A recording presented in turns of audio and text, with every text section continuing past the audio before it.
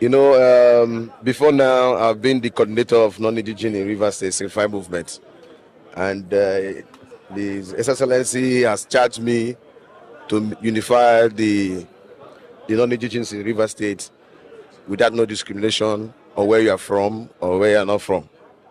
But we has charged us also to go into proper work to see how we can make our people live in Rivers State peacefully, the non-indigenous, the Hausa, the Yoruba, the Akwa Ibom, the Edo, the Hausa, Bayelsa, and all other minority tribes.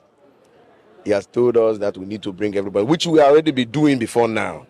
You can see since I became the coordinator, the non-indigenous in Rivers State have one voice and move one direction. So by this great honor that the governor has bestowed on me,